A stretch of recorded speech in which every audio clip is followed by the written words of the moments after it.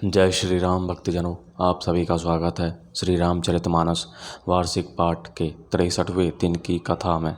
वार्षिक पाठ में हम प्रतिदिन 3 दोहों का पाठ करते हैं और मंगलवार के दिन 6 दोहों का पाठ करते हैं, जिससे हमारी संपूर्ण रामायण 1 वर्ष से पहले 11 महीने में पूर्ण हो जाती है।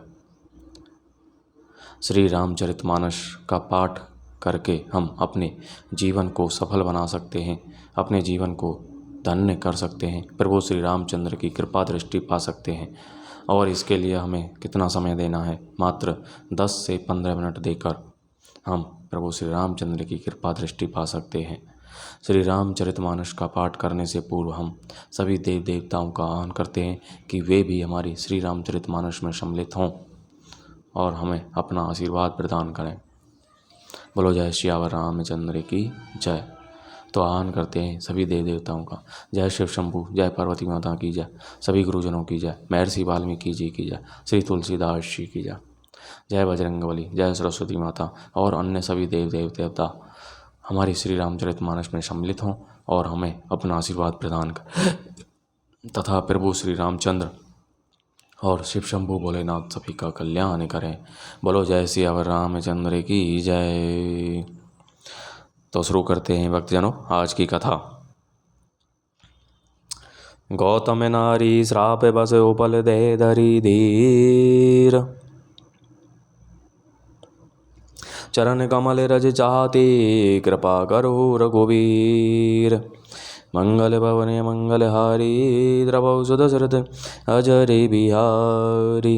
गौतम मुनि की स्त्री अहिल्या श्रापवश पत्थर की देह धारण किए धीरज से आपके चरण कमलों की धूनी चाहती है। हे रघुवीर, इस पर कृपा दृष्टि कीजिए। पर सतपद पावन शोक न सावन, फिर घट बही तज पुंज सही। देखत रघुनायक जन सुखदायक सन्मुख, होई कर जोरी रही। अति प्रेम अधीरा पुलक शरीरा, मुख नहीं आवई बचन कही।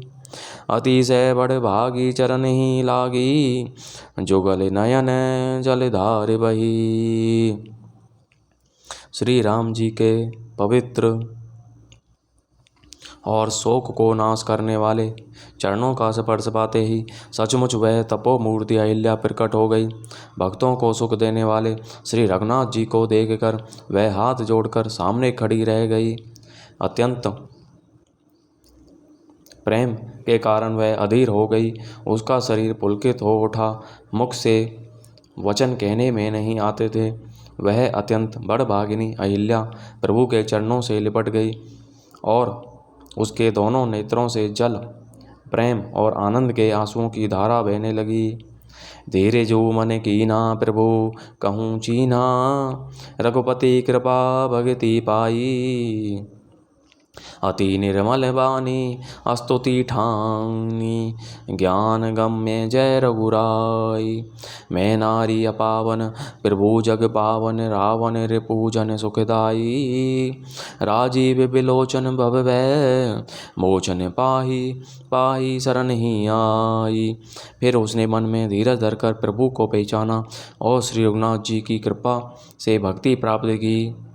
तब अत्यंत निर्मल वाणी से उसने इस प्रकार स्तुति प्रारंभ की। हे ज्ञान से जानने योग्य रघुनाथ जी, आपकी जय हो। मैं सहज ही अपवित्र स्त्री हूँ और हे प्रभु, आप जगत को पवित्र करने वाले, भक्तों को सुख देने वाले और रावण के शत्रु हैं। हे कमल नयन, हे संसार जन्म मृत्यु के भय से छुड़ाने वाले, मैं आपकी शरण आई हूँ। मेरी रक्षा कीजिए, रक्षा कीजिए। मुनि श्राप जो दीन्हा, अति भल कीन्हा, परम अनुग्रह में माना। देखे हूँ भरी लोचन हरि भव मोचन, ई लावे शंकर जाना। विनती प्रभु मोरी मैं मति, भोरी नाथ ने मांगऊँ बरयाना। पद कमल परागा रस अनुरागा, मम मन मधुप करे पाना। मुनि जो मुझे श्राप दिया सो बहुत ही अच्छा किया। मैं उसे अत्यंत अनुग्रह मानती हूँ कि जिसके कारण मैंने संसार से छुड़ाने वाले श्री हरि आपको नेत्र भर कर देखा। इसी आपके दर्शन को शंकर जी सबसे बड़ा लाभ समझते हैं। हे प्रभु, मैं बुद्धि की बड़ी भोली हूँ। मेरी एक विनती है, हे नाथ, मैं और कोई वर नहीं मांगती, केवल यही चाहती हूँ कि मेरा मन रूपी भौरा आपके चरण कमलों की रज के प्रेम रूपी रस का सदा पान करता रहे। जे ही पद सुर सरिता परम पुनीता प्रकट भई शिव शीस धरी, सोई पद पंकज जे ही पूजत अज मम सिर धरे कृपाल हरि। एहि भांति सिधारी गौतम नारी बार बार हरि चरण परी, जो अति मन भावा सो बरु पावा, गए पति लोक आनंद भरी। जिन चरणों से परम पवित्र देव नदी गंगा जी प्रकट हुई, जिन्हें शिव जी ने सिर पर धारण किया और जिन चरण कमलों को ब्रह्मा जी पूजते हैं, कृपालु हरि आपने उन्हीं को मेरे सिर पर रखा। इस प्रकार स्तुति करती हुई बार बार भगवान के चरणों में गिरकर जो मन को बहुत ही अच्छा लगा, उस वर को पाकर गौतम की स्त्री अहिल्या आनंद में भरी हुई पति लोक को चली गई। अस प्रभु दीन बंधु हरि कारण रहित दयाल, तुलसीदास सटते ही भजो छाड़ी कपट जंजाल। मंगल भवनीय मंगलहारी, द्रवहु सुदशरथ अजरी बिहारी। प्रभु श्री रामचंद्र जी ऐसे दीन बंधु और बिना ही कारण दया करने वाले हैं। तुलसीदास जी कहते हैं, हे सठ मन, तू कपट जंजाल छोड़कर उन्हीं का भजन कर। मास परायण 7वां विश्राम। भक्तजनों, यदि हम एक मास का पाठ करते तो आज हमारा 7वां विश्राम होता, जबकि हम वार्षिक पाठ में 63वें दिन की कथा पढ़ रहे हैं। श्री राम लक्ष्मण सहित विश्वामित्र का जनकपुर में प्रवेश। चले राम लक्ष्मण मुनि संगा, गए जहाँ जग पावनी गंगा। गादी सुनु सब कथा सुनाई, जे ही प्रकार सुरसरी मही आई। श्री राम जी और लक्ष्मण जी मुनि के साथ चले। वे वहाँ गए जहाँ जगत को पवित्र करने वाली गंगा जी थी। महाराज गादी के पुत्र विश्वामित्र ने यह सब कथा कह सुनाई, जिस प्रकार देव नदी गंगा जी पृथ्वी पर आई थी। तब प्रभु ऋषि ने समेत नहाए, विविध दान मही देवन ही पाए। हर्षि चले मुनि वृंद सहाया, बेगी विदे नगर नियराया। तब प्रभु ने ऋषियों सहित गंगा जी में स्नान किया। ब्राह्मणों ने भांति भांति के दान पाए। फिर मुनि वृंद के साथ वे प्रसन्न होकर चले और शीघ्र ही जनकपुर के निकट पहुँच गए। पुर रम्यता राम जब देखी, हर्षे अनुज समेत। विशेषी बापी कूप सरित सरनाना, सलिल सुधा सम मणि सोपाना। श्री राम जी ने जब जनकपुर की शोभा देखी, तब वे छोटे भाई लक्ष्मण सहित अत्यंत हर्षित हुए। वहाँ अनेकों बावलियाँ, कुएं, नदी और तालाब हैं, जिनमें अमृत के समान जल है और मणियों की सीढ़ियाँ बनी हुई हैं। गूंजत मंजू मत रस भृंगा, कूजत कल बहु बरन विहंगा। बरन बरन विकसे बन जाता, त्रिविध समीर सदा सुखदाता। मकरंद रस से मतवाले होकर भौरे सुंदर गुंजार कर रहे हैं। रंग बिरंगे बहुत से पक्षी मधुर शब्द कर रहे हैं। रंग रंग के कमल खिले हैं। सदा सब ऋतुओं में सुख देने वाला शीतल मंद सुगंध पवन बह रहा है। सुमन वाटिका बाग बन, सुमन वाटिका बाग बन विपुल विहंग निवास। फूलत फलत सुपल्लवत, सोहत पुर चहूँ पाश। मंगल भवनीय मंगलहारी, द्रवहु सुदशरथ अजरी बिहारी।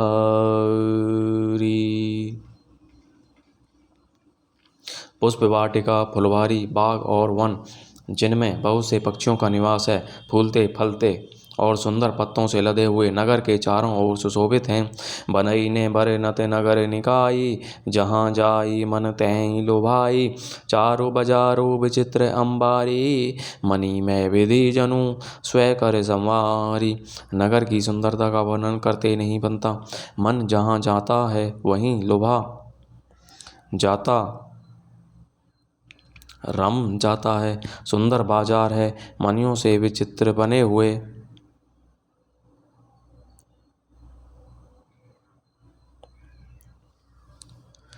छज्जे हैं, मानो ब्रह्मा ने उन्हें अपने हाथों से बनाया है।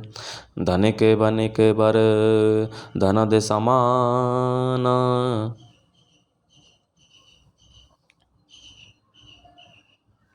बैठे सकल वस्तु लय नाना। चौहट सुंदर गली सुहाई, संतत रही सुगंध सिंचाई।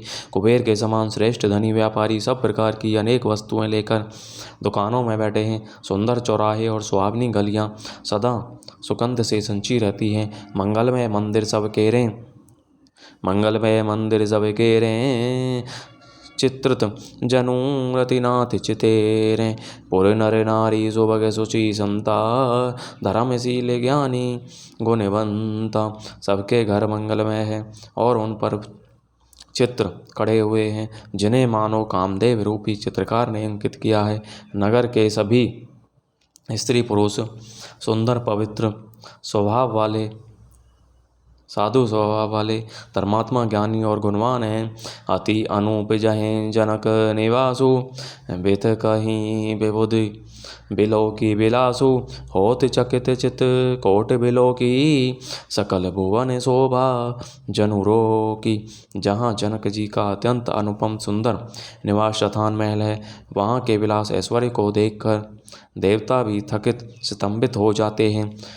मनुष्यों की तो बात ही क्या, कोट राज महल के पर कोटे को देखकर चित्त चकित हो जाता है। ऐसा मालूम होता है मानो उसने समस्त लोगों की शोभा को रोक अर्थात घेर रखा है।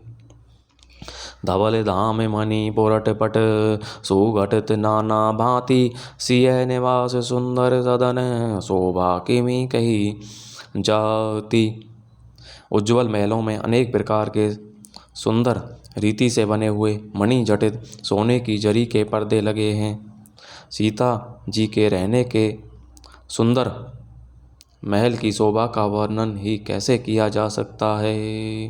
बोलो जय श्यावर रामचंद्र की जय। मंगल भवन या मंगलहारी, प्रभु सुदशरथ अजय बिहारी। तो इस प्रकार भक्तिजनों, आज की कथा का विराम यहीं पर होता है। बोलो जय श्यावर रामचंद्र की जय। सभी देव देवताओं का बहुत बहुत धन्यवाद जो हमारी श्री रामचरितमानस में सम्मिलित हुए। जय सरस्वती माता की जय, श्री बजरंग बली की जय, श्री तुलसीदास जी की जय और सभी देव देवताओं की जय। प्रभु श्री राम सभी का कल्याण करें। बोलो जय श्यावर रामचंद्र की जय।